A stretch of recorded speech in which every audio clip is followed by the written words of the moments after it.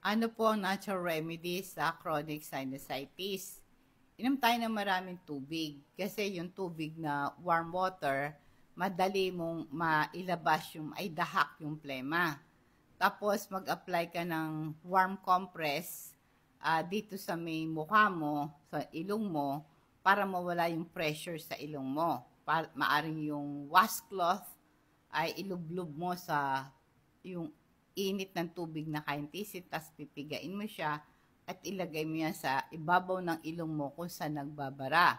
Pwede kang gumamit ng nebulizer, at lagyan mo ito ng sodium chloride. Ito'y magandang treatment sa sinusitis. Yung saline, ito'y salt solution, nakakaimpis ito ng mucus, madaling maklear yung sinuses mo, at ito'y namomoisturize yung lining ng yung sinus. Ang nebulizer, ito'y machine na ito po, naglalagay ka ng sodium chloride, ito po'y nagpapamoist sa ating daanan ng hininga. Inaalaw yung itong sodium chloride na to para itong medication na to nadi-deliver directly sa ating sinuses pag gumagamit kayo ng nebulizer. Magpahinga ka kasi pag nakakatulog ka, magandang panlaban sa infection, napapabilis yung recovery mo. Yung warm compress sa ilong mo, sa noo mo, nakakatulong mawala yung pressure sa sinuses mo. At saka po yung mag-inom kayo ng pineapple juice, yung hindi sa galing sa tetra o kaya sa lata, pure po, natural na pinya.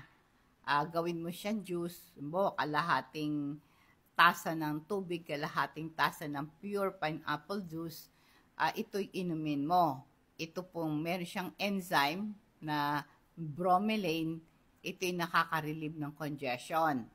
Ang nasabi ko po, yung pag-inom po ng tubig throughout the day, nakakalusin ng mucus, madaling madrain ang sinuses mo, at ang pag-inom po 8 glasses of water daily.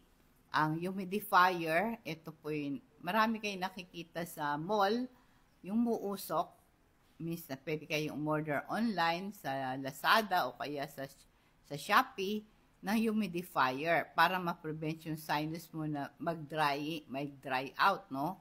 Yung humidifier na to regularly napiprevent yung mold growth. Mag-take ka rin ng steamy shower para man-inhale mo yung steam, nakakalusin ng mucus at nare-relax yung irritated sinus passages mo. Gumamit ka ng nasal spray para ma-moisturize at luminis yung nasal passages mo at matanggal yung mga irritants. Nagpo-promote ito ng drainage. At saka mag-maintain mo yung good hygiene, hugasan mo yung kamay mo regularly para maiwasan yung pag-spread ng germs at viruses nakaka-trigger ng sinus infection.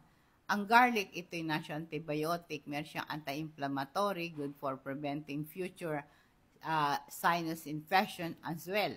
Ako po ginagawa ko yung isang buong garlic, piniprito ko yan. Pagkatapos, dinidrain ko yung mantika, pero hindi ko inaalis yung balat.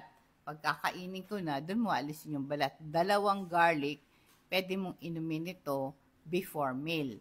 Maaring twice a day, maaring magat gabi, inumin mo yan. Kaya ito po ang mga natural remedies kung meron kang sinusitis.